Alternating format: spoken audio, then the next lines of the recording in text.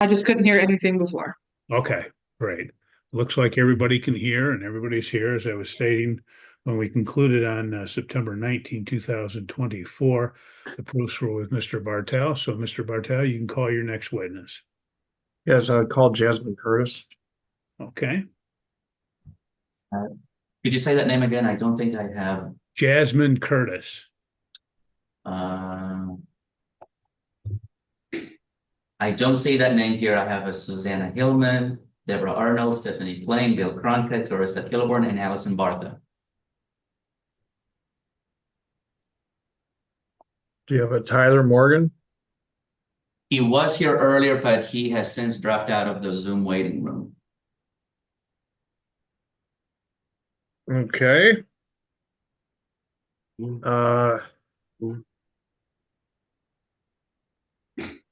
Galen Curtis.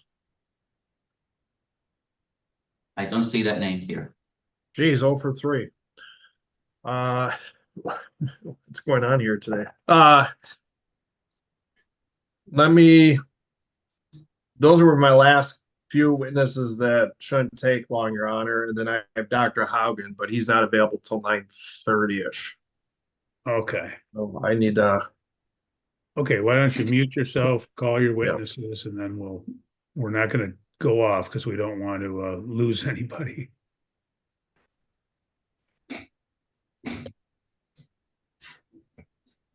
Ms. Curtis, can you hear us?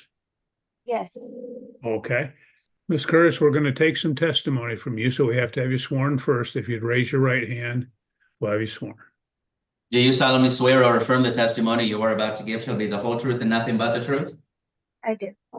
Okay, go ahead, Mr. Bartel. Thanks. Can you state your full name and spell your last for the record? Jasmine Camille Curtis, Curtis.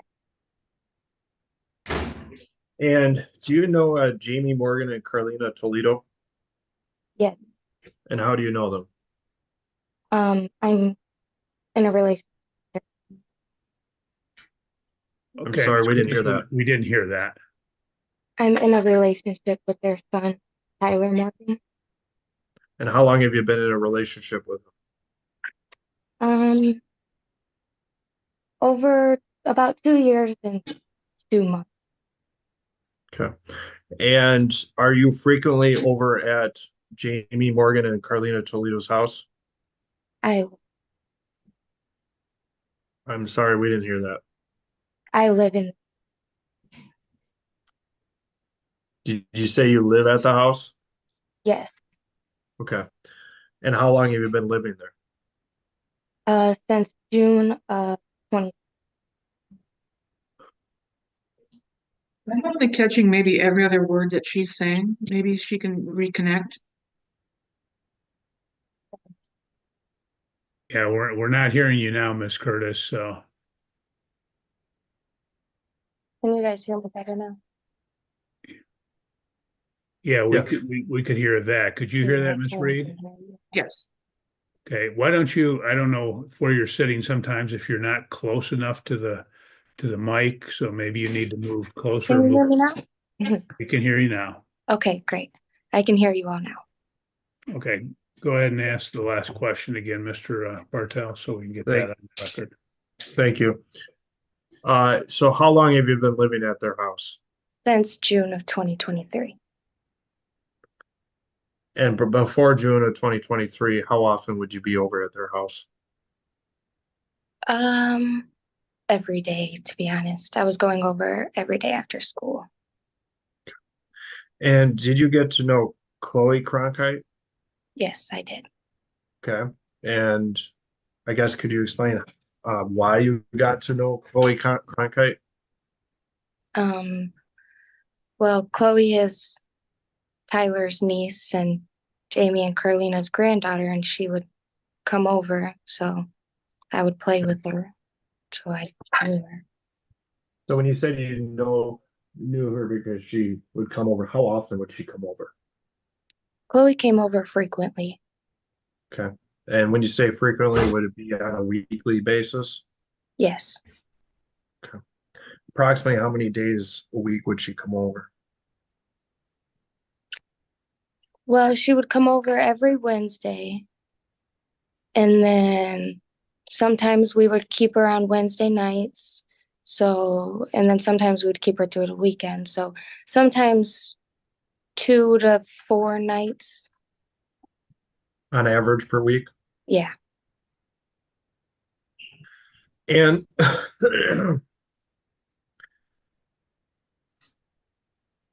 did you see her interaction, Chloe's interaction with Jamie Morgan and Carlina Toledo?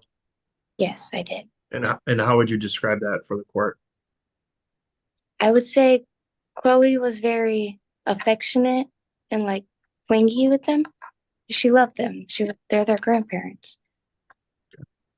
Did you at any time see any abuse by Carlina or Jamie towards Chloe? I'm sorry, did you say abuse? Yes, abuse. No, never. And when I say abuse, physical or mental abuse? No, sir. Okay. Was there ever any hesitation for Chloe to go to Jamie or Carlina? No. Could you just describe what a routine day would be like when Chloe was over with Carlina and Jamie? Like when she would stay the night or when she would get dropped off. Let's start when she would spend the night. Okay, so we'd wake up in the morning. Carlina would take us to breakfast, and then sometimes we'd go get our nails done, or we'd go to Full Blast, or we'd go shopping. And then we'd go home, clean. Me and Chloe would play with her Barbies in the bedroom. She would watch videos on the phone. She'd go to stores with Carlina. She'd take her baths, eat her dinner, go to bed, do it all over again. Would Carlina be intimately involved in making sure that she was properly bathed and her hygiene was good? Yes, sir. And was she involved with cooking dinners and making sure she was fed properly? Yes, sir. Okay. And what about her clothing? Were her clothing needs met by Carlina and Jamie? Oh, more than definitely. And when you say more than definitely, what do you mean by that? Oh, Chloe has so many clothes. Okay. And did she have toys over there? Oh, yes, so many. Okay. And what type of toys would she have over there? Well, she has Barbies, she has baby dolls. The mini brand toys. She has a bunch of those. Um, she has the Beanie Babies, a bunch of stuffed animals. She has books. And did Chloe have her own bedroom there? Yes. Okay. And that was her bedroom only? Yes. She still has her own bedroom. It's still there. It's not like it's gone. It's still waiting for her. Okay. And could you describe the bedroom for the court? Well, we painted it all pink and it's pink and it's white and purple. She has a big old white bed with a nice bed frame. She has it's like a whole bedroom outfit. She has the dresser with the big old mirror. She has her big old dollhouse.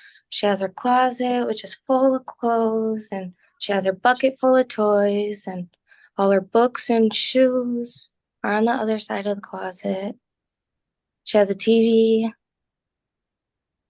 everything a kid could wish for, to be honest.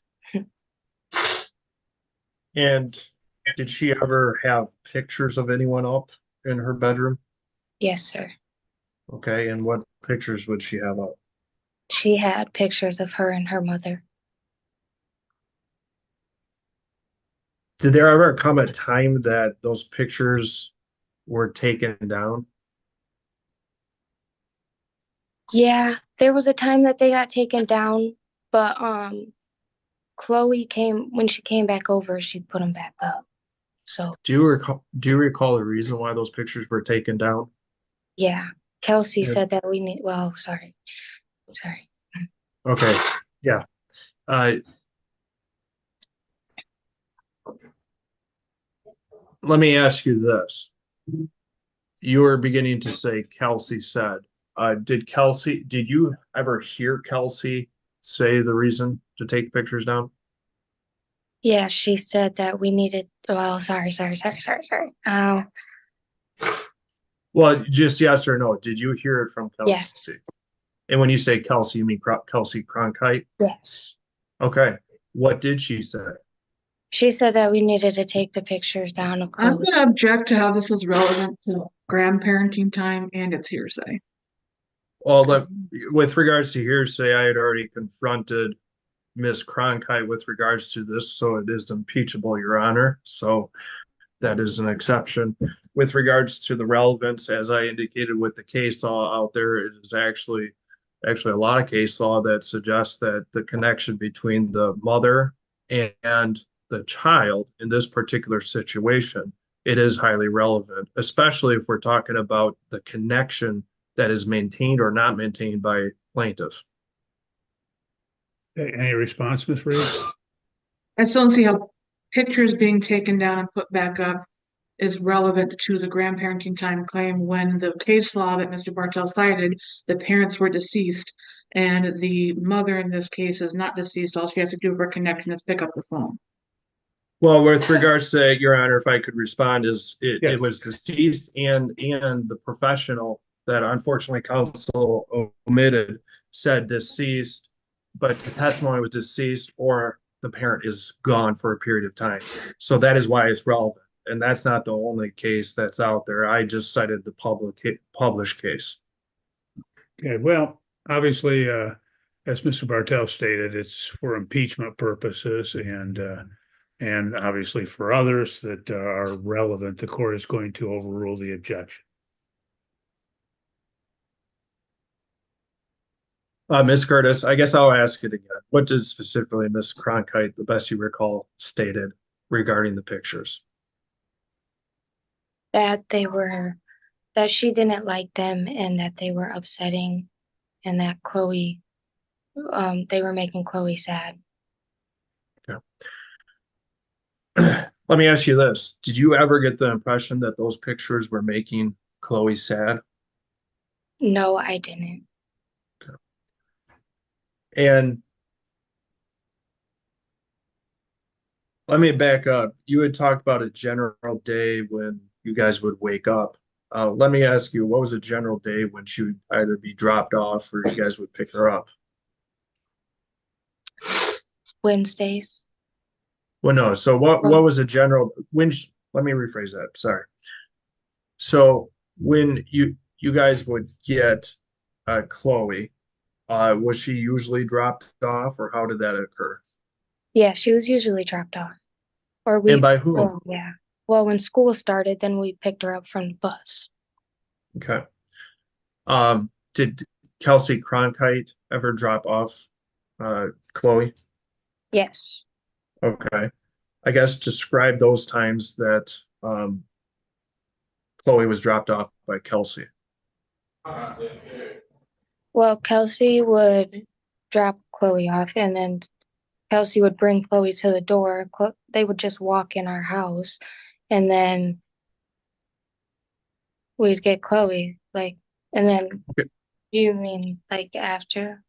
So let me ask you, did Chloe's attitude change when she was with you as opposed to with Kelsey?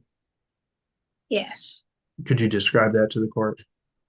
I feel like when Chloe was dropped off, she was very quiet and she was not as open. And then once she was there and she knew that it was okay, she changed instantly. She was just bright and happy and clingy and she stuck on to you and she was a whole different person, I feel like. Okay. So she became a different person once Kelsey left. Yeah. Could you describe how Chloe would act when Kelsey would come pick her up? She would cry. She would get upset. she would scream. And then Carlina and Jamie would be like, come on, honey, let's go. You gotta go home. You know, you're gonna come back soon. It's okay. And, she would cheer up, but like she would be quiet when she left. She wasn't the same as what she was even when she was just 10 minutes ago.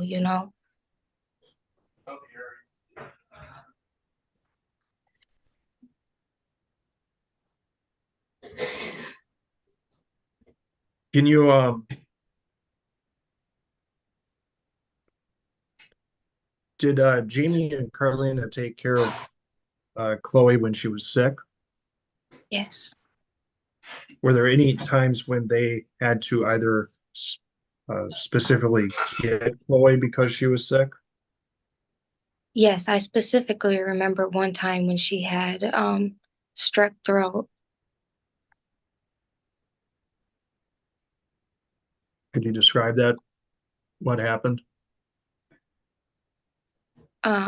We were told that we needed to come pick Chloe up because they weren't able to take care of everyone who was sick. So we needed to come and take Chloe so that we could take care of her, basically. So how many And then, days did you take care of Chloe? Or did everyone help take care of Chloe? I'm sorry, can you repeat that? Yeah, so how many days did Carlina and Jamie have to take care of Chloe? Well, when she had that strep throat, I'm pretty sure it was 3 to 4 days because I remember them saying that the 72 mark was up, so that she was fine. And do you recall what the grandparents did to take care of Chloe with strep throat? Yeah, she had chicken noodle soup, Sprite, and all her medicines. And who provided those medicines, if you know? Carolina.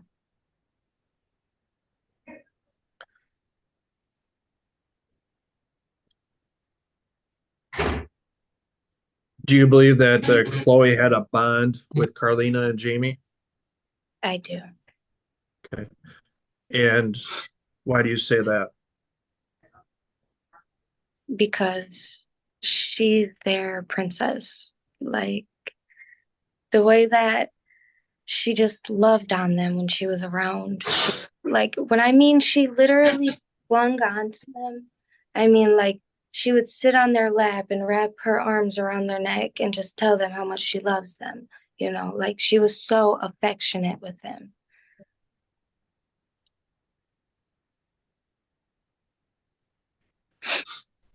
Do you recall if she ever approached them with a problem? I guess, and don't say any hearsay as to what she said, but do you recall her ever going to them with a problem that she had or an issue?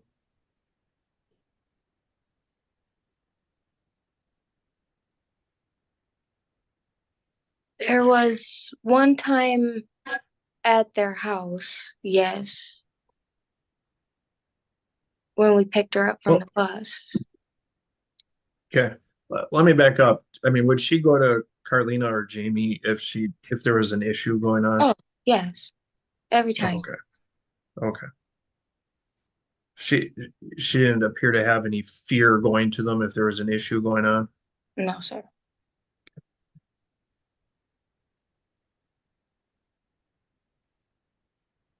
Um, how would you describe whether or not Jamie and Carlina could put her needs before their own? Her needs before theirs? Yes. Would they put her needs before their own? Yes, sir.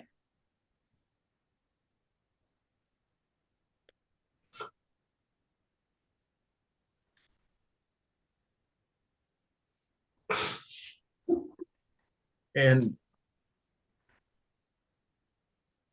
was there ever a time in which you had concern that there was abuse by Kelsey Cronkite towards Chloe? Yes. Not Okay, by, could you, not, well, I'm not sure if it was by Kelsey or by Ori, but that's what I was just saying with the one time when we picked her up from the bus. okay, so there was do you remember that time you were picking her up from a bus that you were referencing? Yes. When was that?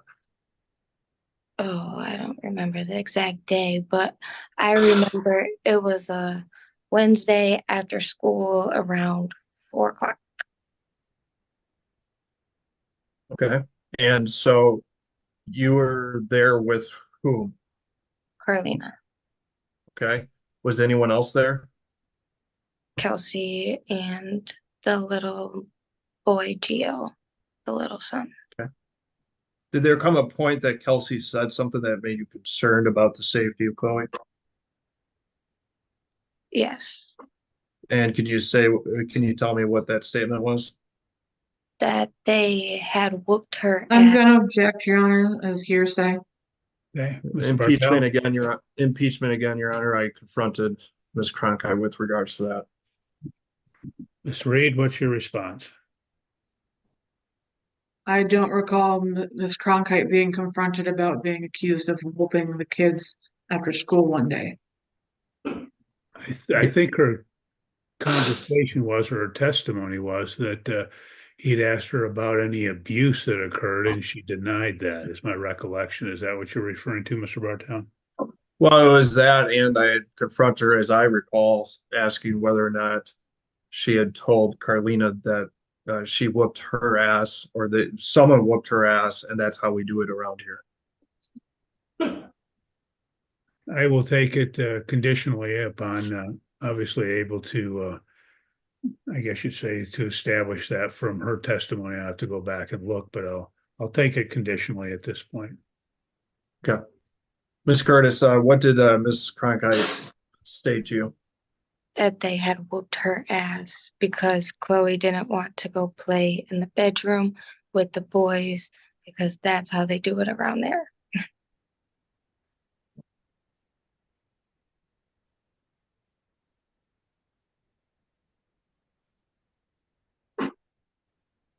Oh, I cannot wait to go home.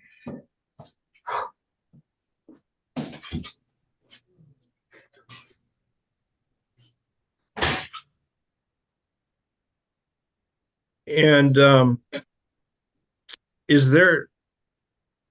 have you seen any drug use or the such with regards to Jamie or Carlina Toledo? No, Are you aware of any mental or physical health problems that they have that would preclude them from taking care of their granddaughter? no, sir, I'm not. Did you ever witness any hostility by Jamie or Carlina towards Ori Cronkite? No, sir.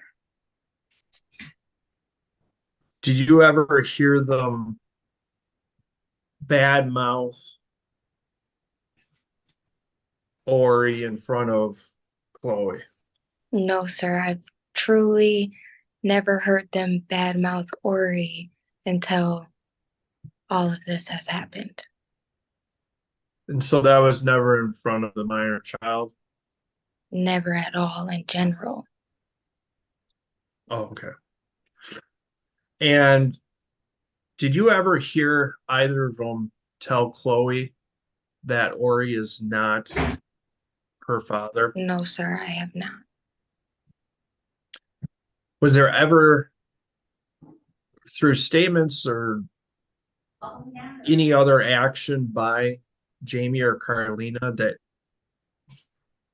showed they were trying to destroy or alter the relationship between Chloe and Ori? No, sir.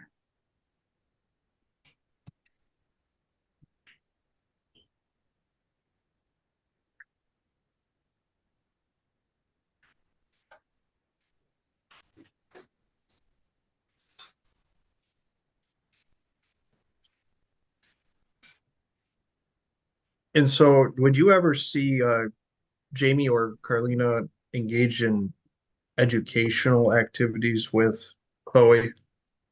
Yes, actually, yeah, we all did. Okay, and what type of educational activities would be engaged? Carlina would go out and buy activity books that had the like the letters that you can trace or the numbers. But Chloe was starting to learn how to write names. So she was asking how to write all of our names, like Nana and Papa and Jamie and Tyler, Jasmine, Grandma Gloria, like a bunch. She was going on a list.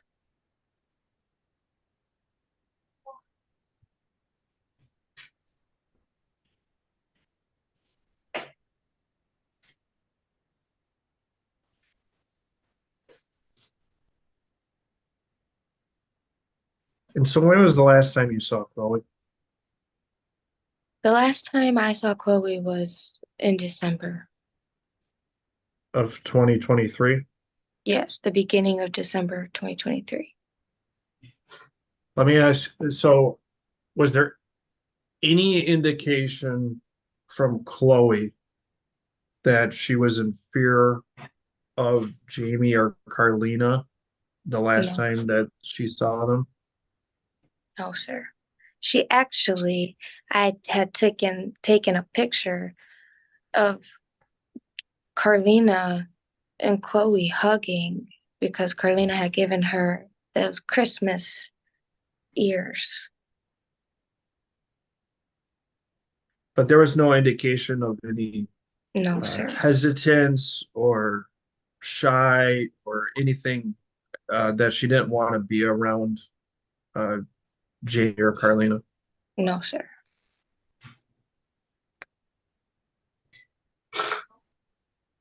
No further questions, Your Honor. Okay. Ms. Reed, any cross-examination?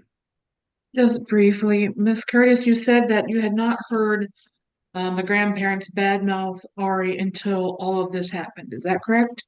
Yes, ma'am. So they have been badmouthing Ori since then? I'm sorry, what? So first it was you have not heard them badmouth Ori until all of this happened. Correct, since we stopped seeing Chloe. And have they been making disparaging comments about Ori since you stopped seeing Chloe? I mean, that's what I said. Yeah, they badmouthed him after we stopped seeing Chloe. Okay. I mean, it's not like it was too, like, I guess I don't know. Okay. Sorry. I have no further questions. Okay. Uh, Anything else, Mr. Bartel? just briefly, I mean, were those conversations in private? Yes, that's what I was Oh. trying to like get to. Okay. Okay. I was gonna say it's not Um, like it was to a room full of a bunch of people. Was it on a regular basis that they were bad mouthing? No, Okay. What did it come across as frustration, I guess, on their part? sir. Okay. No further questions. Okay, Ms. Reed, anything else? Okay. Ms. Curtis, I'll conclude your testimony. You're free to go. Have a good day. Thank you. I guess I would call Caitlin Kurz if she's there. I don't see, but I have Tyler Morgan now. I don't have Tyler Morgan on the witness list. Aaron, what was that first name you said again? Caitlin, No. Unless she's just with one of these other people, I do not see her here. Okay, Dr. Hogan, you able to hear us? I can hear you. Thank you, Your Honor. Okay, great. We're going to take some testimony from you, so have you raise your right hand and be sworn in, then we'll proceed. Okay. Do you solemnly swear or affirm the testimony you are about to give shall be the whole truth and nothing but the truth? Yes, I do. Okay, go ahead, Mr. Bartel. thank you, Your Honor. Can you state your name, spelling their last for the record? Randall E. Hogan, Haugen. And where do you work? I'm a licensed psychologist at Battle Creek Counseling Associates. And what is your title there? I'm a licensed psychologist. And how long have you been at that job? I've been in private practice since 1990. And what are some of your, I guess, duties and job responsibilities? I do individual, group, family therapy, as well as evaluations, both for attorneys for the court, for private individuals. Okay. Just in background, where did you attend school? I have a bachelor's degree in science and nursing from Andrews University. I have a master's in psychology from Michigan University, a PhD in psychology from Andrews University, and completed my postdoc requirements and exam for licensure.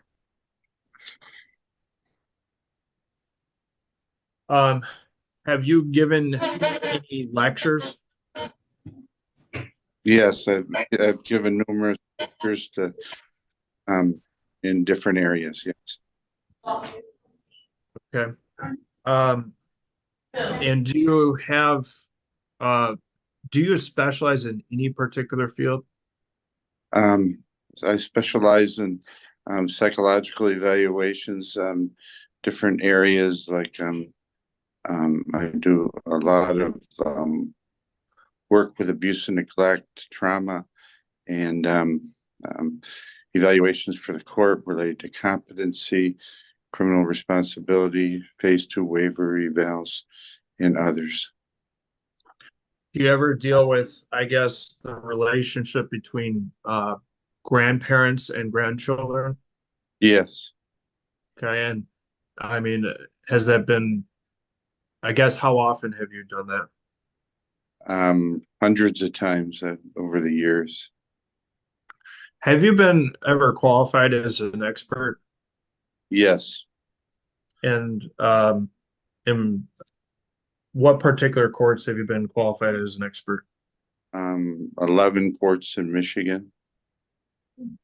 Does that include Calhoun County? Yes. Yes. And including before this particular court? Yes. And have you been qualified as an expert in family relationships, or could you describe that, I guess?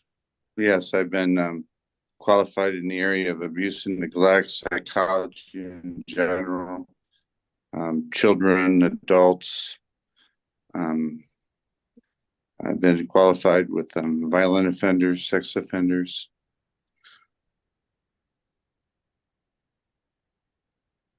Yeah, I forgot to ask you, do you have board certifications? Yes, I'm a licensed psychologist. Yes. And remind me, how many years has that been? I've been in various forms since 1990.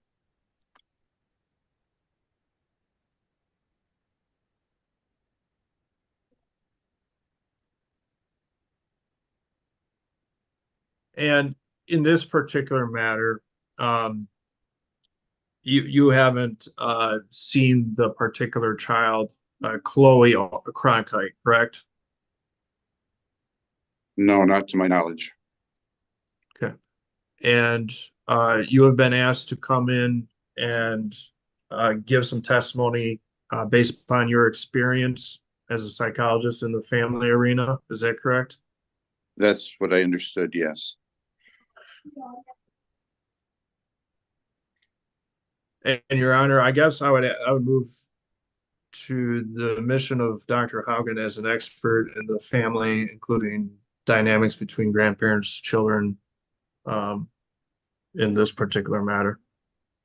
Okay, Miss Reed, anything, any voir dire you have? I do. Dr. Haugen, can you hear me? Yes, I can. Thank you. Have you ever been qualified as an expert witness in a case about grandparenting time? Grandparenting time specifically, no. Parenting time, numerous times. Okay. And as you stated, you have not seen the child in question in this case? Yes, not to my knowledge, no. Okay. And you have no information about this child? No information. Okay.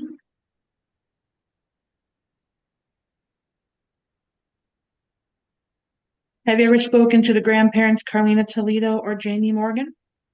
No, not to my knowledge, no. Have you spoken to any witnesses in this case? Not to my knowledge, no. Have you received any information about this case in particular? I was told the case was related to grandparenting rights with a child whose mother is incarcerated. And where did you gain that information from? From Attorney Bartel. Okay.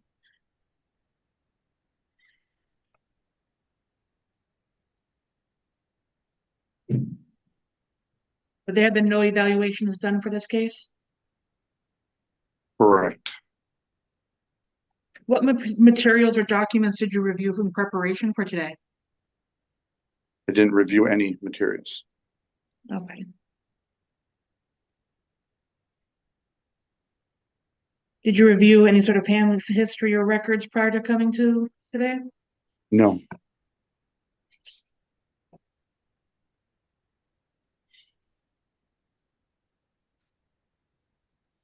Do you have an opinion regarding grandparenting time as it relates to this case? As it relates to this case, no. My knowledge is and experience relate to general knowledge about dynamics, the outcome research and what works the best in those type of situations, but they all vary. But, there are individual factors to consider.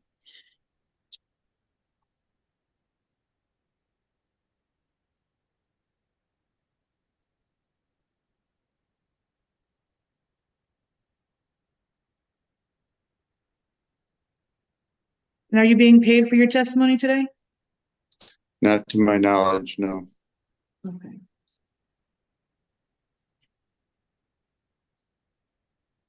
How many times did you speak with Mr. Bartel about this case? Um, I'm gonna object to relevance, Your Honor. Well, I think it's probably relevant to get to, again, the background, so I'll allow it and overrule the objection. I did talk to him, but it was mainly over issues of my schedule and how to negotiate it. Oh, was that like once? That was twice. Okay.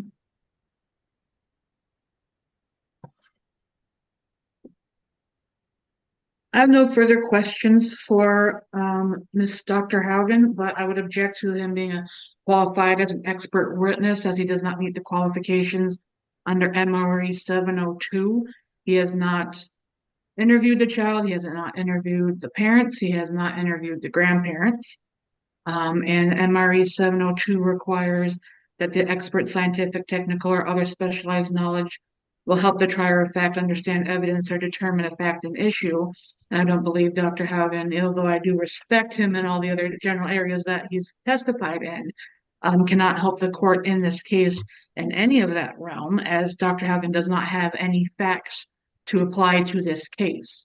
So I don't see how any of his testimony is going to be relevant, and general knowledge or just general grandparenting time might be good is not the standard to rebut the presumption or in the best interest factors regarding the grandparenting time statute. And I know under Keenan, there was an expert testifying generally in Keenan, but Keenan's very different from this case in that Keenan, the parent, was deceased. That expert was not qualified as an expert. It was just a general counselor. And that person had contact with the grandparents and was testifying primarily based on concerns regarding relationships with siblings for the child in Keenan, as well as fostering and creating that memory of the deceased parent. So I don't believe Dr. Hogan will be relevant for this case.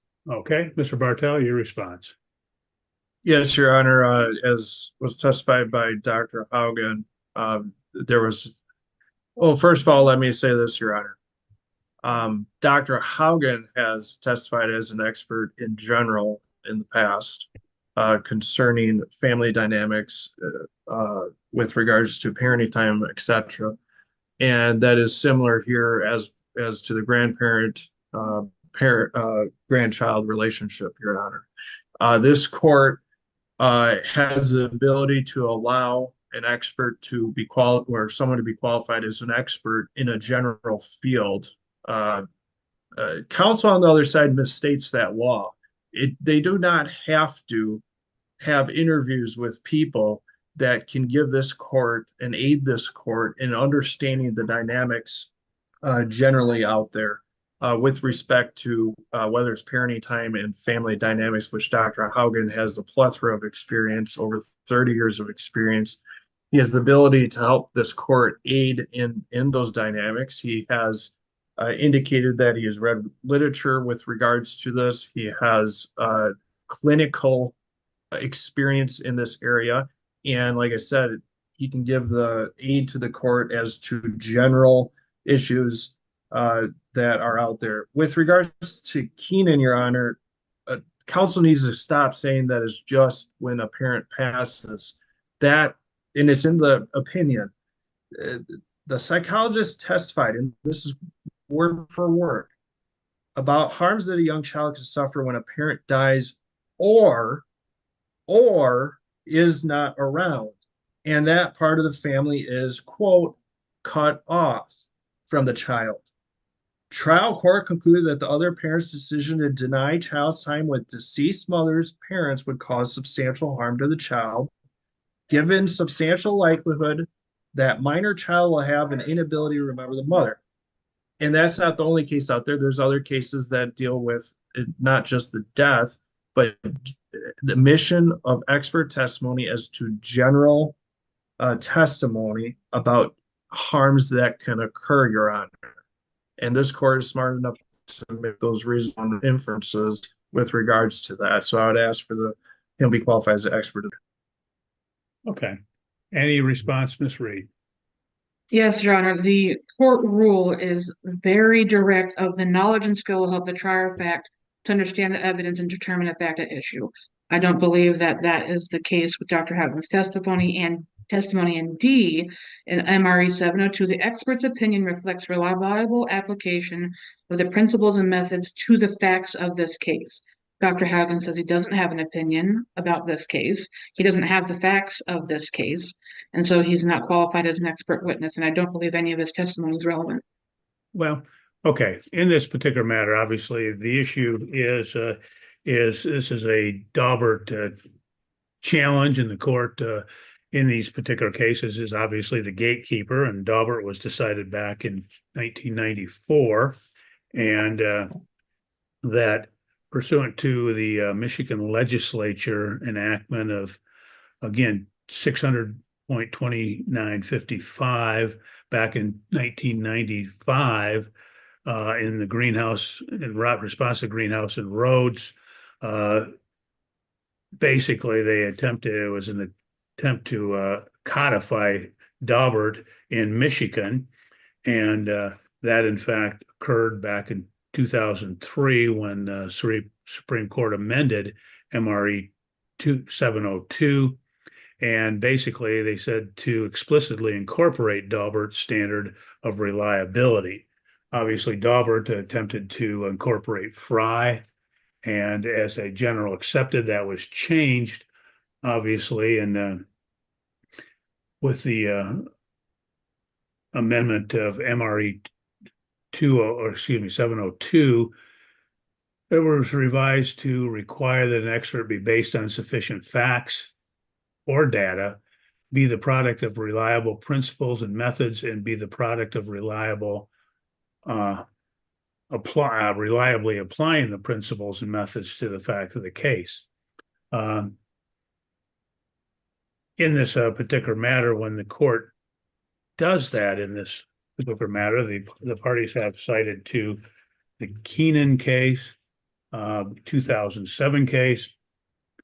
In Keenan, obviously, the court stated that the appeals court stated the court should not simply grant parenting time merely because the evidence demonstrated that grandparenting time was beneficial, but that the grandparent must provide concrete evidence that supports that the denial would pose a substantial risk of harm in these particular matters. What happens is under Daubert and again, the codification, the issue is whether the testimony is based upon sufficient facts or data.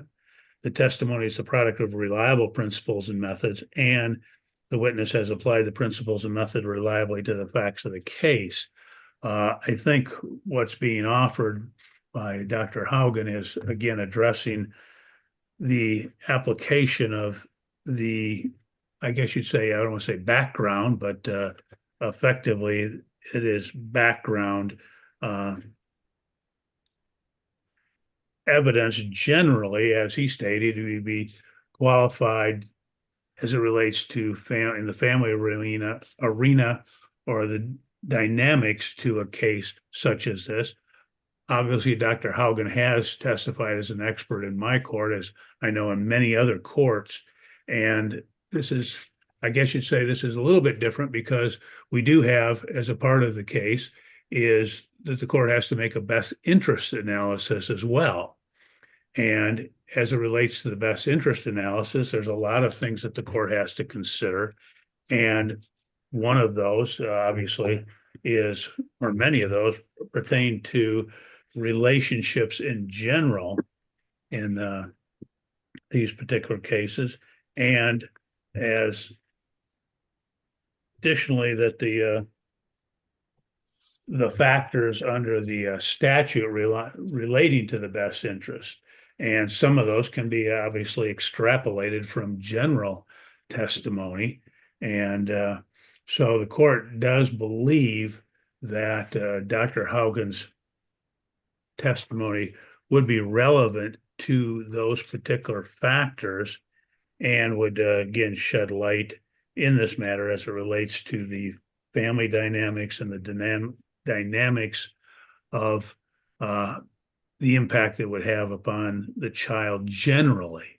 And I think the court has taken the testimony of the other various witnesses that would supplement and make the application of that to the facts of this case that the court could consider. So the court is going to overrule the objection to Dr. Hogan and allow him to testify as it relates, again, generally to the area of the family arena and the dynamics relating in this particular case. And the court then will give it sufficient weight as appropriate in this matter at that time. So, Dr. Hogan, you are able to testify. Mr. Bartel, you can continue. You're muted, Mr. Bartel. Thank you. Dr. Hogan, can you generally talk about the loss of a parent going to prison for a child? And I'm talking in general now. We do know that it certainly can be traumatic for the child and related to the loss of a parent. And that's somewhat contingent on the amount of time the parent spent with the child and the quality of that relationship. But even if it's been somewhat strained, it's a loss for the child, and it is traumatic. And we do know through research that the maintaining regular and consistent contact with the parent can minimize the damage that it occurs to the child, as well as improve the overall functioning of the mother or father, depending on who's in there. So we try to make efforts to minimize that trauma that the child is experiencing, as well as an adult, by setting up a program for regular contact. And that's from a developmental standpoint, there's different needs at different developmental stages. For example, with an infant, you would want to have the mother, just an example, to tape her voice so the infant hears her voice, and has during visitation before, with the baby during a prison time, you would want that set up and structured. So you measure what's the impact of it. There's a loss for the child, not only of the parent, but extended family. It could be the school they lose, the place they were, the type of place they were living. Maybe there's horses, dogs, or the losses extend pretty broadly with a child. So we try to structure to minimize all that so that the child receives the contact with a parent that's appropriate and maintains the semblance of a relationship with them. Have you dealt with the situations where one of the parents was incarcerated and Yeah. the dynamic? Yes, numerous times. Yes. Okay. And what kind of plan generally do you try to set up for the maintaining that contact? Letters. We have letters that they share back and forth, and eventually, I found that the contact becomes more deep, and they're usually at first superficial, and later on they become more deep. Like, what did you do? What happened? Why did you do that? We'll structure visitation so that they go there. We have depending on the age of the child, we'll have them draw pictures, send schoolwork, and send it to the parent so the parent can respond. That we help them establish a narrative, including if they have good relationships with uncles, aunts, or anybody in the family. We try to maintain that so they can maintain a internalization of that parent as in a more positive way. So if that doesn't happen, and I know we're talking about in general, but if that doesn't happen, maintaining that contact, including the extended family, as I hear, what could happen? What in your experience in the literature? What has happened to me directly is that it's harder for the child to reattach to the parent who's incarcerated and their family. And I've had it on many occasions where there's really a lot of tension between the families. So that affects the child's attitudes and internalizations of that family, because most I've dealt with is the other parents, the mother or father is pretty angry at the other parent. So they construct him in the child's mind as being bad, horrible, and he's done terrible things. So with that internalization, it's more difficult to attach. Now, obviously, if there's the mother or father was an axe murderer, and they're a psychopath, and they can never, you would balance that based upon what the other person is, or they've never had an attachment before. What are their prior attachments? So that would all have to be assessed, and you want to simulate that as much as possible. So let me flesh something out that I think I heard. You had indicated the tension between the family members and internalization of the child. Are you saying that if a child is with one particular parent and there is tension and stuff going on, there's a chance of that minor child internalizing all that and having a negative view towards the other parent or family? Correct. Which Okay. Often, unfortunately. Say that again. I'm sorry, you cut out for me. Which happens often, unfortunately, because there was a lot of tension in that relationship, and it kind of carries on through. And in most cases, I don't know about this kid, but the parent sees an opportunity to eliminate the other parent.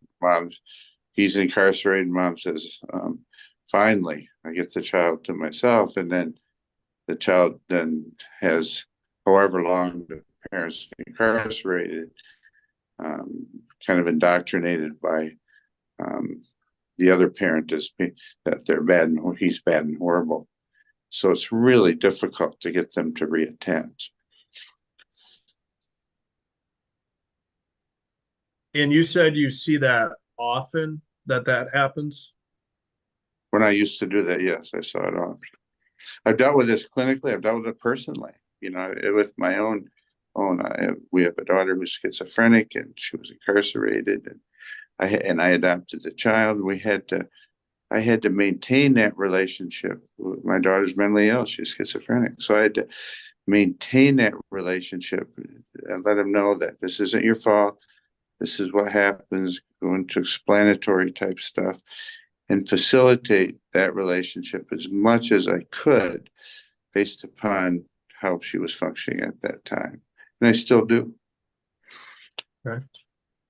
And you do that because, at least in your personal life, based upon other clinical experience and the literature, you think that that is important. Yeah, it is demonstrated even clinically, and the research on attachment. If you want some research on that, go to the Department of Corrections and sites that talk about parent connections and attachments. It's obviously they need more research, just like everything. We do know that when it's done appropriately, the children and the incarcerated individual do better. So with regards to, I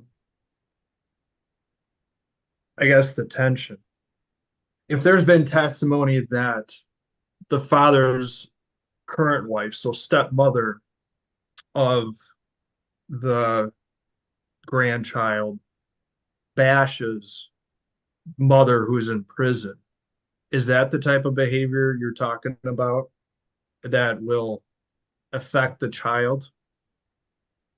Yes, that would be, if that's happening, that would be something that needs to be overcome. Yes. And generally, if that is done over an extended period of time, what can happen to the child with regards to the view towards the mother? Well, if it's a mother, it disrupts that relationship and view of the mother as someone that he can have a relationship with. He or she, I guess.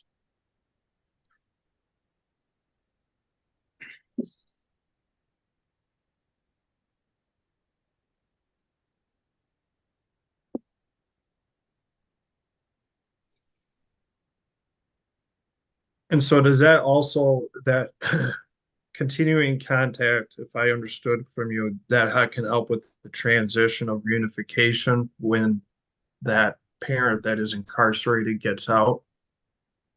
Yes, it does. Correct. Yes. If it's structured and appropriate, absolutely. And what about the contact with that incarcerated family? Can you shed any light for this court and us as to the importance of keeping that contact? Well, that helps maintain the attachment. And because let's say there's an uncle that the child was with quite a bit, that's happened to me. And then the parent, his father gets incarcerated, and he just stops going fishing. He stops hanging out with him. He stops doing things. That's a big loss for a child. And if you can maintain that, you can minimize the trauma related to that loss, and both end up doing better. Plus, the uncle continues to carry on the narrative as long as he's appropriate. You know, it's important that those things be dealt with, and carries on a narrative related to his family, so the child can internalize that. Is it a traumatic event, or can it be, I should ask you, can it be a traumatic event for a grandchild to abruptly not be seeing their grandparents that they saw on a regular basis. When I say regular basis, if the testimony is 2, 3, 4 times a week, including overnights, would that be a traumatic event? Could it be? Yes, absolutely. And could you It's a loss. Yeah. Yes. and and could you tell us even on that dynamic, so separate from even the parent that's incarcerated, how can that negatively affect the minor child not having that contact with grandparents or any family member for that matter? I guess the traumatic part would be the grief and loss that establishes an emotional remnants of that.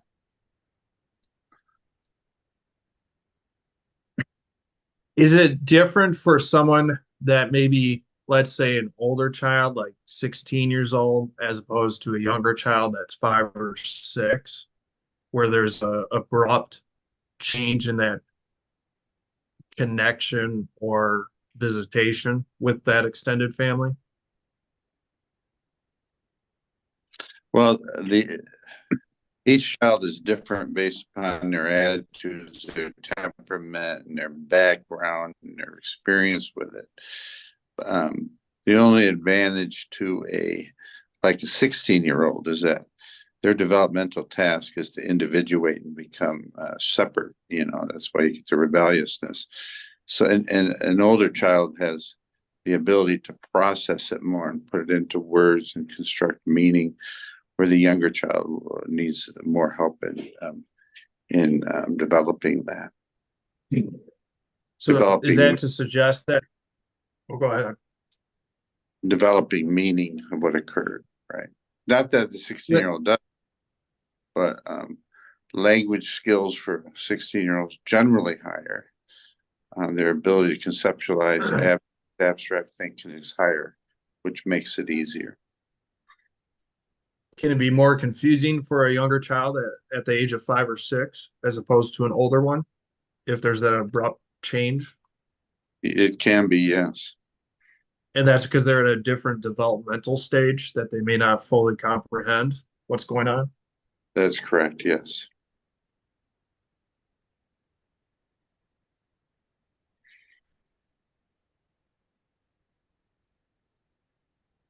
So I got a question with regards to, is there a benefit of the extended family, meaning the other side of the family, like grandparents that had close contact with a minor child, to maintain that relationship with the incarcerated parent versus the other parent maintaining that relationship? Yes. And There's could a you benefit describe- in terms of minimizing the traumatic impact, both on a short-term and long-term basis. And if the child's going to, if the child is going to have continued contact, that's particularly important.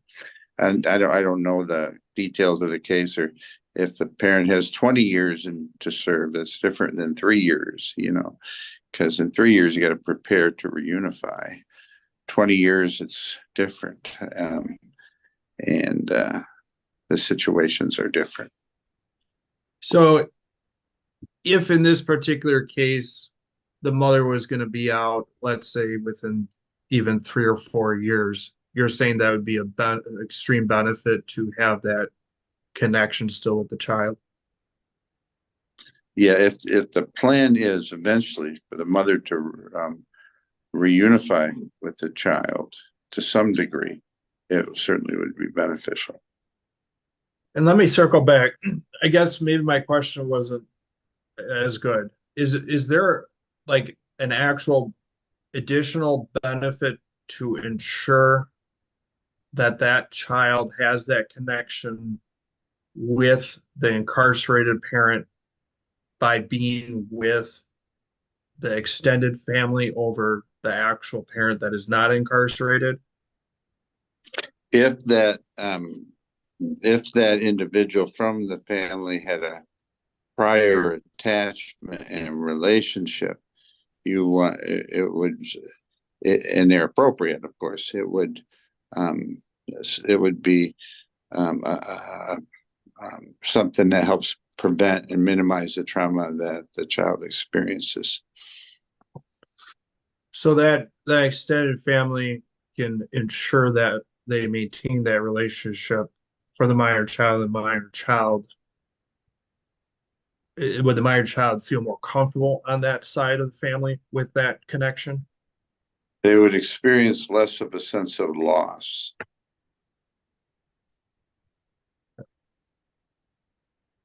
Now, there's been suggestion that the reason for the stopping of communication 100% between the grandparents and the grandchild in this case is because the grandmother was telling the grandchild that the father was not her father.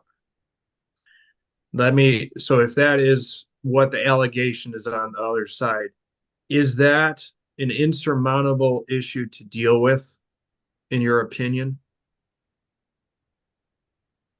It's a big issue that would need to be dealt with, but if the child had a significant attachment in the past, I would try to work with it. I'd find out why.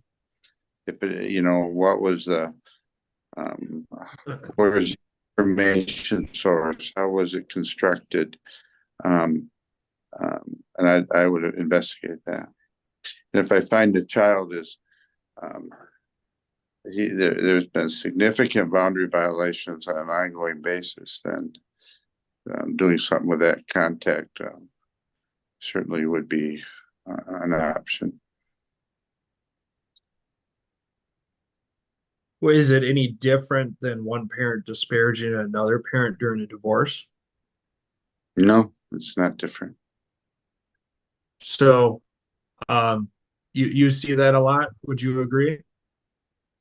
Yes, And those issues can be overcome. they can be overcome if everybody agrees to work together. Okay. So part of the key is if people are trying to work together. Yes, Okay. And do you think it's in the best interest of a minor child for even a parent to say, I'm not going to try to work with the grandparents on whatever issues may be there? depending on the past relationship and how deep the relationship and how frequent, it would be better for the parent to work with the grandparents to help maintain that. So if you encountered a case where there was frequent contacts, like I said, 2, 3, 4 times a week for over a several year period, including overnights, I mean, would that be in the best interest of the child for the parent to work with the grandparents? Yes, with the information you give me, yes, unless the grandparents were somehow abusive, of course, but yes, it would be beneficial.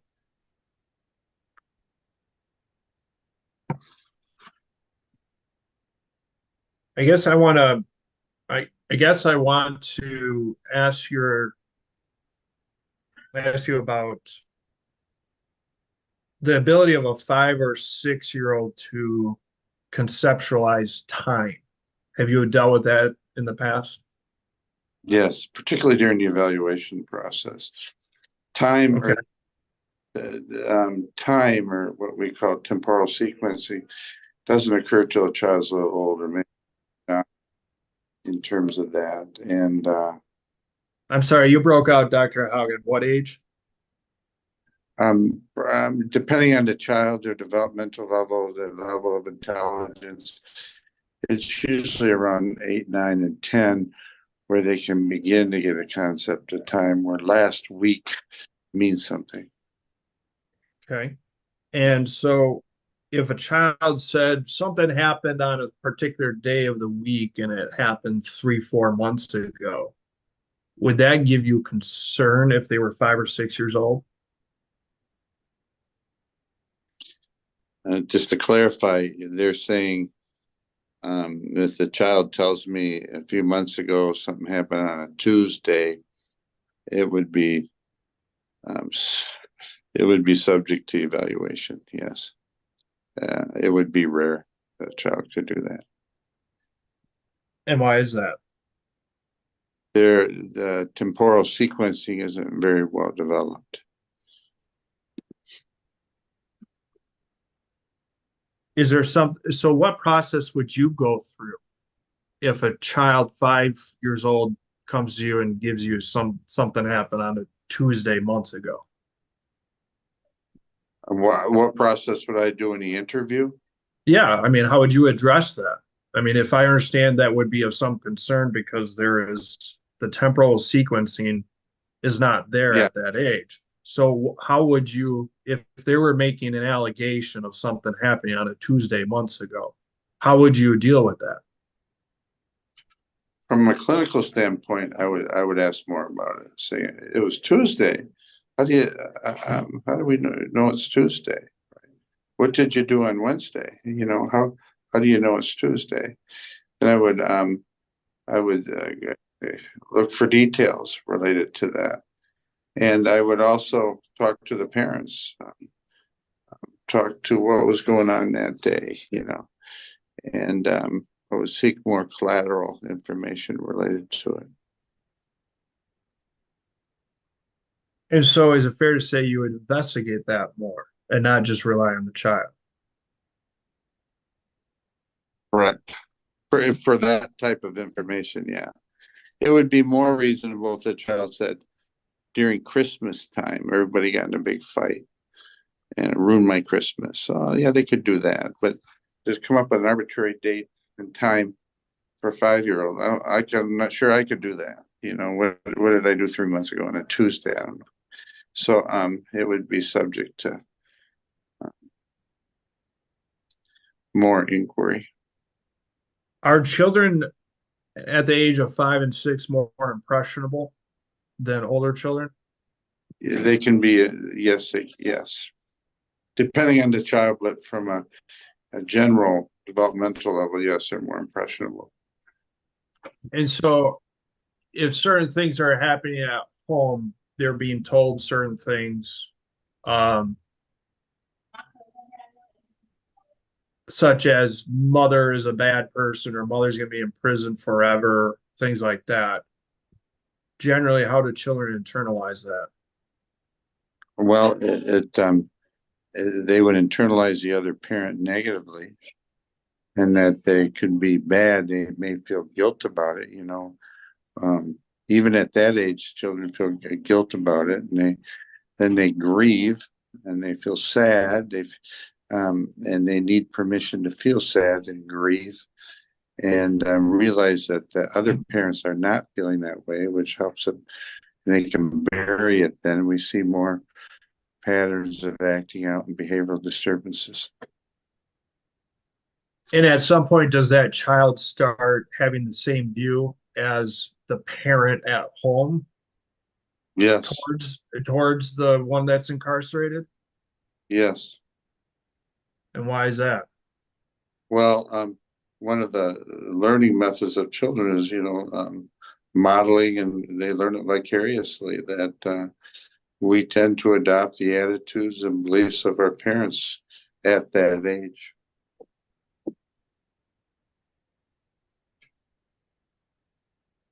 An example would be, you know, some elementaries, I'm not sure I agree with it.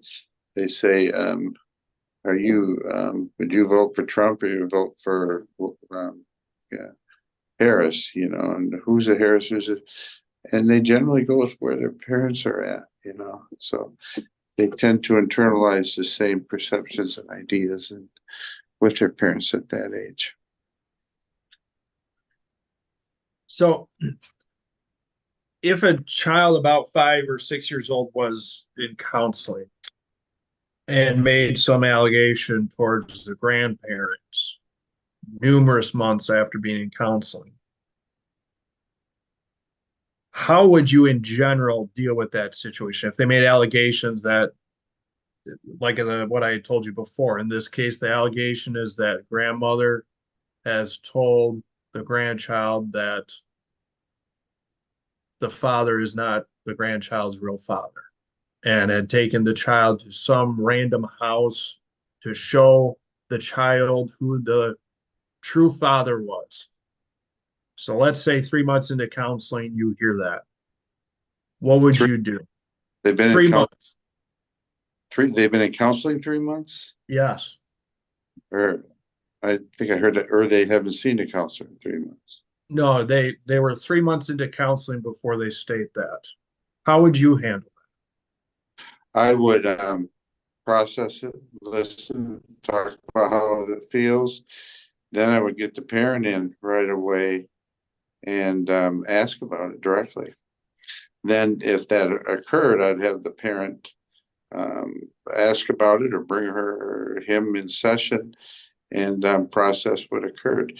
Is a child misperceiving what the grandparent did? Are they I would address it directly. So that would include And if bringing it's the, happening, well, oh, go ahead.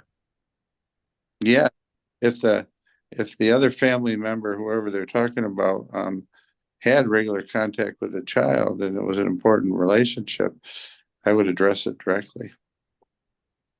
And so that would That be, that would involve bringing the young in and having mom or dad confront the other individual. is there benefit to just dealing with it with a 5-year-old or a 6-year-old on an individual level and not bringing After grandparents or parents or anyone else in? um, if they're bringing up that, and I suspect I'd want to validate it before I would bring everybody in and say what's going on here, and then I would process it with a child. And if it was true, it would need to be worked with. You said they took them over to someone. What was the scenario? You're saying that the other person took them to their mother's house, or saying that's really your mother, really your father? Is that what the scenario was? Yes. I would definitely address that. Is that Yes. based upon literature or and your experience that you would address those types of things with a 5 or 6-year-old? Yeah, just I want to determine the validity of what occurred. We can clarify it for the child, have the parent clarify it with the child, and also confront the other person who did it. And so, what are the pitfalls of not bringing in the other people that are allegedly doing something? If I'm processing an event that may be questionable, I'm reinforcing what the child said. I numerous times, hundreds of times, had children say, "Dad or Mom touched me inappropriately." And if you don't validate that in a way, the more and then I find out later they did not. And if I continue to talk about something that didn't happen with the child, it makes it so it happened with the child. And so, does that become a scenario where if someone lied, now they are lying over and over again? Yes, and it's harder. It's very difficult to go back on that, even for a child. And so, the detriment is that they internalize that and that becomes fact, even though it is not fact, I guess is how I hear that. Correct. It can happen like that, or they just can't go back and lie because that would be too shameful.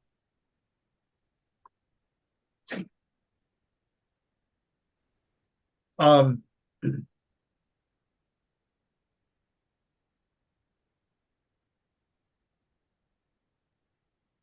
can there be substantial harm caused to a child. I just kind of want to wrap this up as I understand. Can there be substantial harm to a child when they do not have contact anymore with a family member or anyone, I guess, that they had substantial contact with before? Yes, there can be harm to the child. Yes.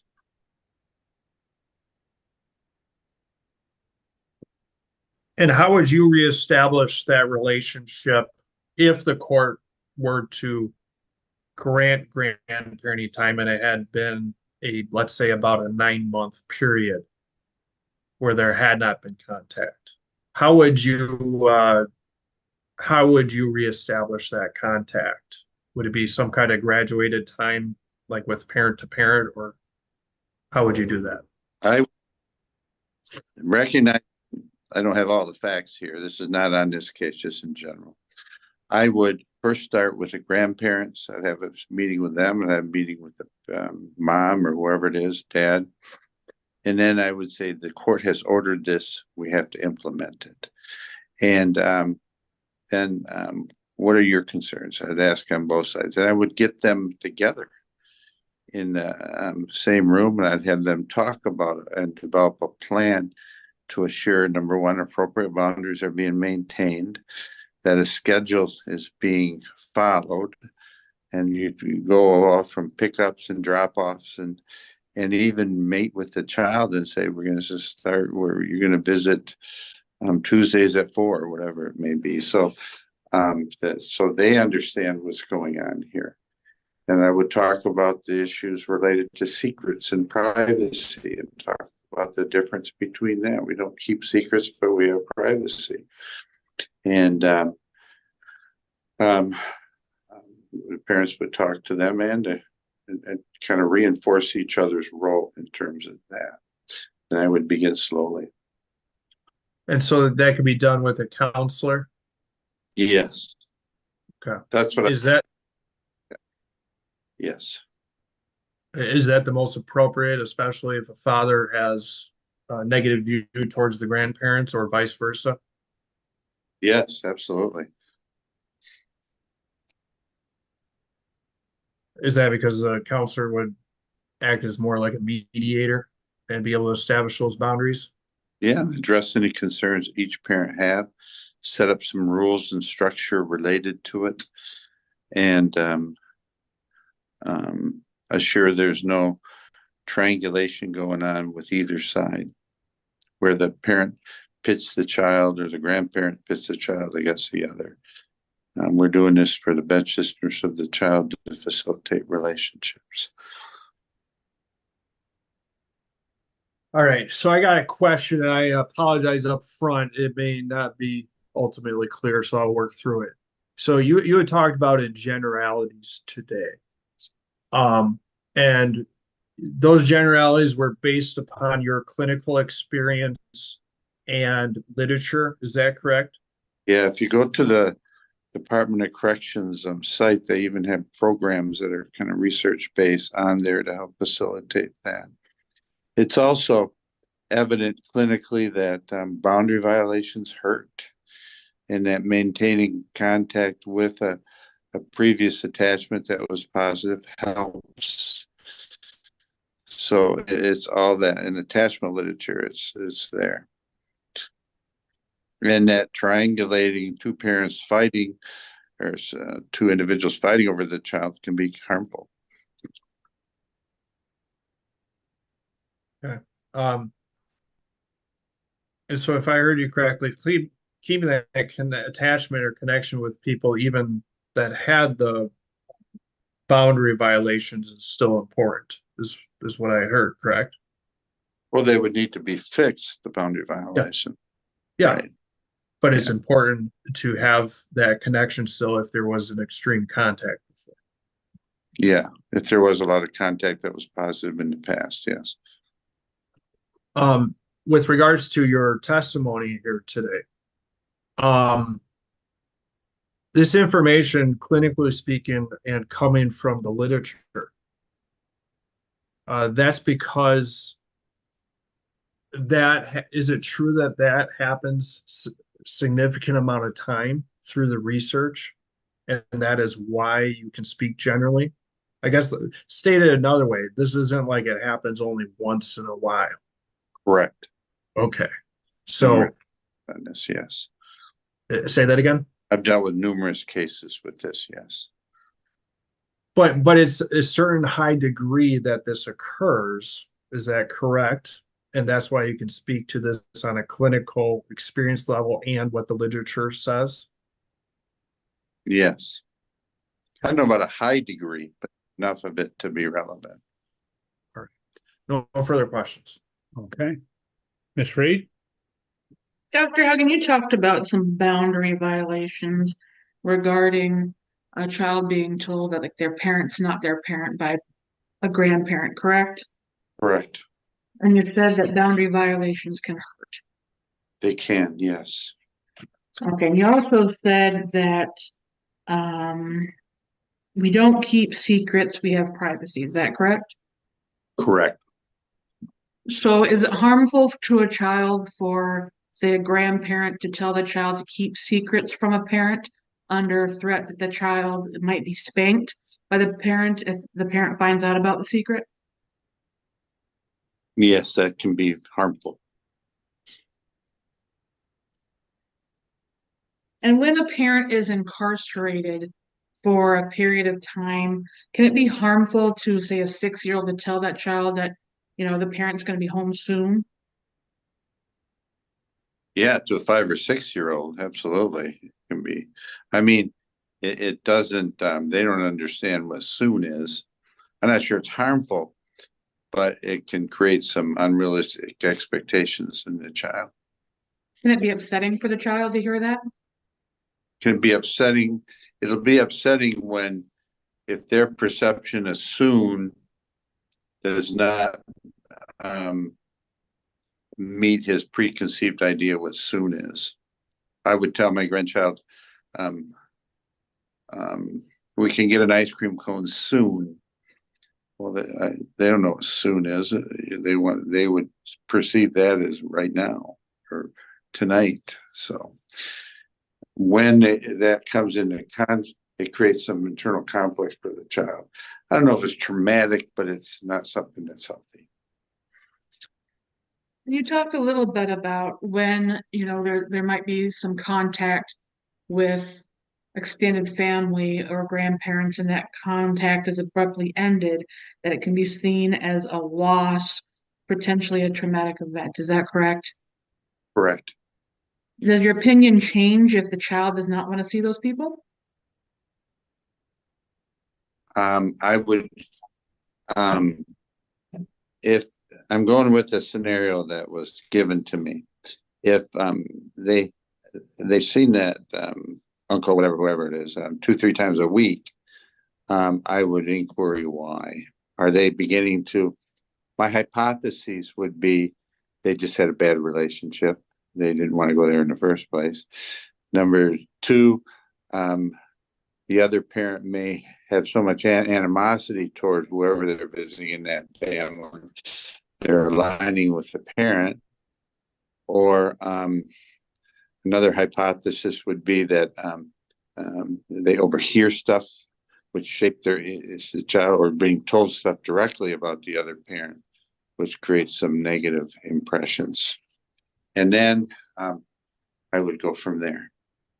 And that negative information can be going both ways of why they don't want to see there. It could be coming from the grandparent or extended family members or the parent. Is that correct? Well, that would be what I talked about, triangulation, creating loyalty conflicts. That's why a lot of times when I see a child clinically, they love their mother, the first one, hate their mother or father, the second one. Children, particularly 5 and 6, have shifting loyalties. So that's why it's important to gather information from a lot of different sources.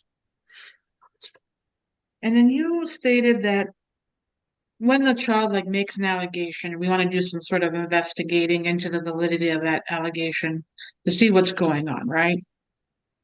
Correct. And part of that investigation process would be confronting the other person who allegedly said something that the child brought up.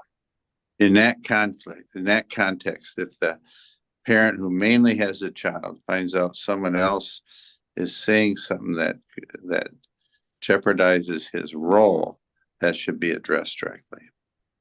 Okay, and if the parent does address that directly with the party that the child made the allegation against, and that confrontation turned physical, do you still recommend that the parties get together in counseling? Sometimes I do, sometimes I don't, depending on the quality of that relationship, the history of the family, how they resolve conflicts in the past, have these issues occurred in the past, and quality of the relationship with that parent. So I could, but I couldn't. But if I don't see it working, I would err on the side of the child.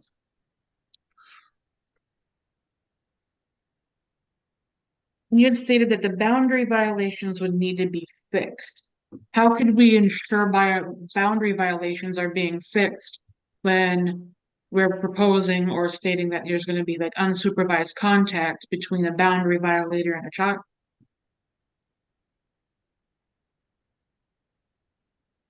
Can you say that once more? So maybe I'm a little slow today. So you said that the boundary violations would have to be fixed, and we talked about a couple different boundary violations. One, telling, a child that their parent's not their parent, and then keeping secrets from the parent. Correct. And we need to fix those.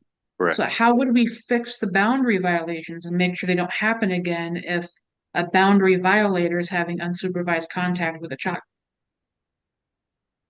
I would I'm not the judge here, don't put me on that level, but I wouldn't recommend a contact until they're fixed between the parents. But I would recommend unsupervised contact if that was true. It's it would have to be resolved between them. May be difficult if there's hostility between the parties. There's always hostility. I would expect it. Yes, it's part of the process. Yes.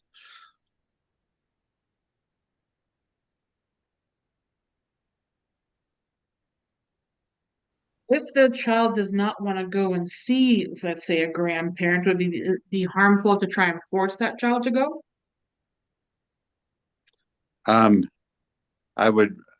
I would first want to find out why the child doesn't want to see the other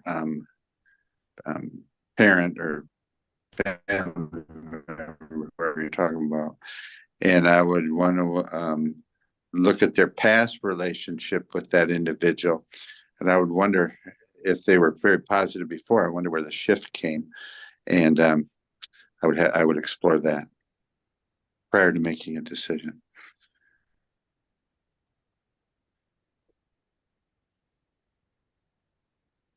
I have no further questions. Okay. Dr. Hogan, I have just briefly, at one point towards the end, Mr. Bartel asked about, he said, what would would there be substantial harm to the child if, in fact, the child relationship with that grandparent or other family members was, I guess you'd say, terminated or was non-existent at that point? You said, yes, there would be harm to the child. What would the harm be?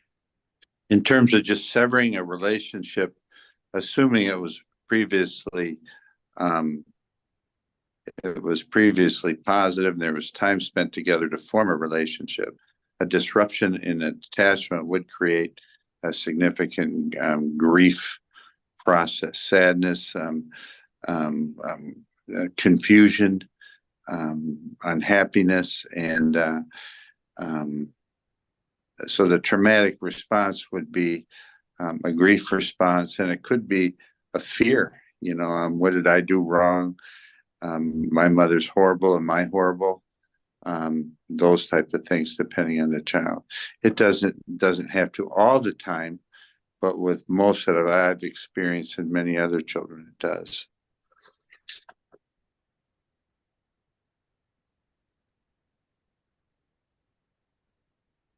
Okay, thank you. Mr. Bartel, any redirect? Yes.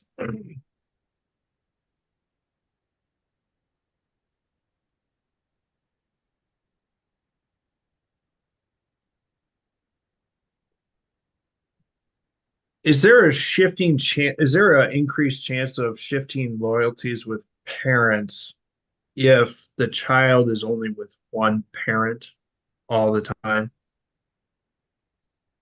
Yes, they're going to be more loyal to the parent they're with the most on a general basis. Yes. Is there would there be concern for you that the child then is going to be with respect to that parent and that parent's family, that side of the family, so to speak, try to put up a front to appease that parent? Yes, that happens frequently. That happens occasionally. Yes.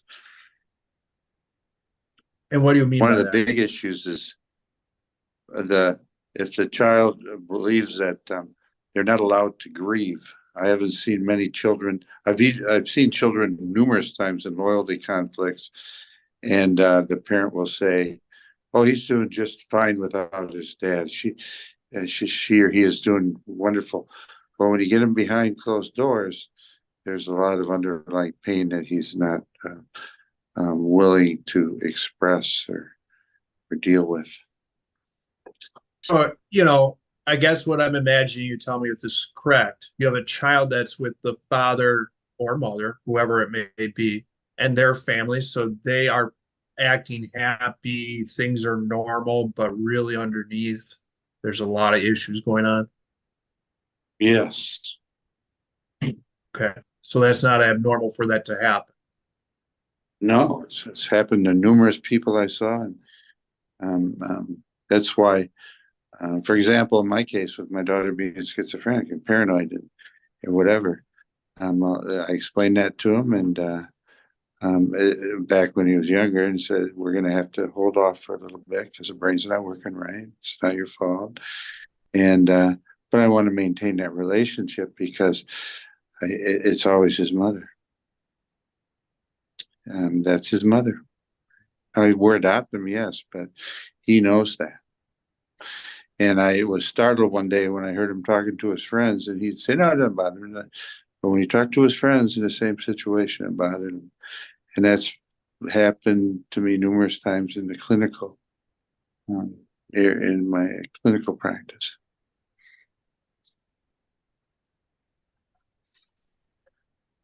Is there issues when one parent unilaterally decides to put a child into counseling without the agreement of the other parent? I prefer most of the time that both parents be involved with it. And why is that? I only get one side of the story. And so if that one parent and the step parent with that child are the only contacts with that counselor, would that give you concern as to what is happening? I don't know about a concern, but it's probably going to make it won't give the therapist a full perspective of what's going on.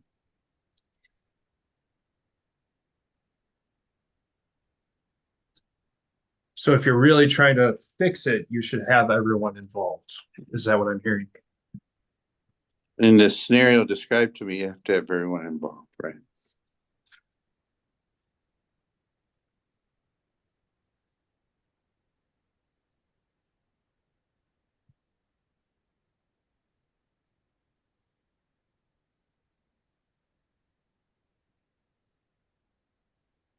Is there an increased chance that a minor child, about 5 or 6 years old, to go back to maybe the internalization? What I mean is that they act like they're happy or things are okay, with the one side of the family. Does that happen at an increased, I guess, time, I guess, if there is either physical abuse or threat of physical abuse as well? I'm not sure I understand the question. Okay, so you had indicated that that it can, yeah, that was poorly worded. If there is physical abuse or threat of physical abuse, is there an increased chance that the minor child is going to internalize maybe unhappy, negative, sad views to appease those parents or that Yes. parent or step parent? The young child perceives the consequences of not aligning with that parent as severe or even more negative. There is more of a likelihood of that. Yes. And therefore it can distort things that child may say in counseling as well, if Yeah. that is happening at home. Yes.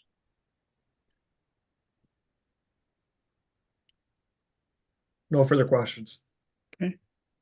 Ms. Reed. Dr. Hogan, you said that it occasionally happens that a child will internalize and appear happy and try and bury those feelings. Is that correct? When there's underlying issues Correct. going on?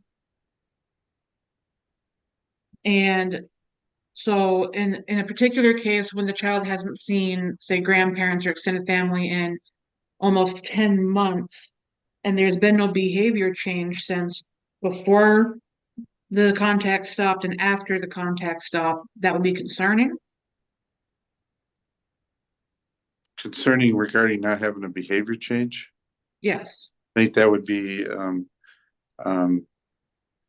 not having a behavior. Would that be concerning that they didn't have a behavior change? No, it wouldn't be concerning. I still think it would need to be explored. But at that age, if you're talking still 6 or 7, whatever, they're gonna adopt the position of that parent. So if she's still if the child's still happy and she's doing well in school, she's not disclosing to anybody that she's upset or grieving or sad, you'd still think there's a substantial risk of harm?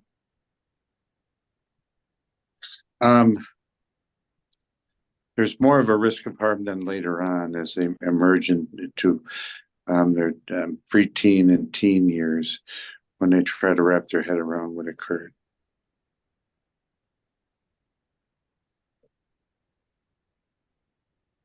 Very similar to sexual abuse, where a child may not be injured at 5 or 6, but later on realize what happened, and then the symptoms come.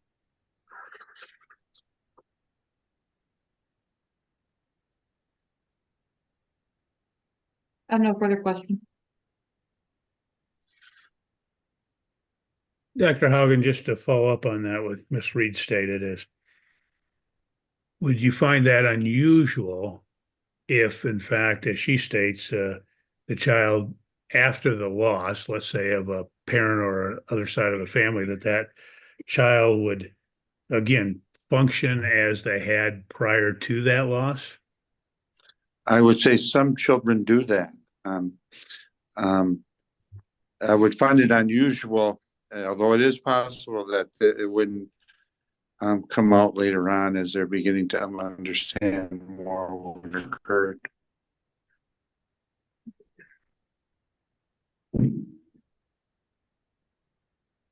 Okay.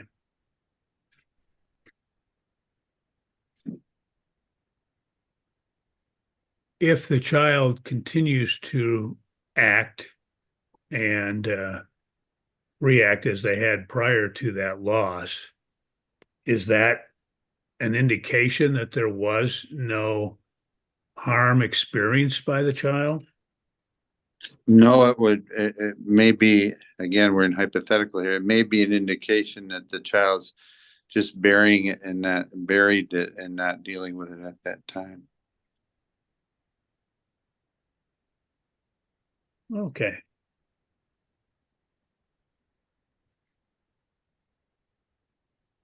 Mr. Bartel, anything else?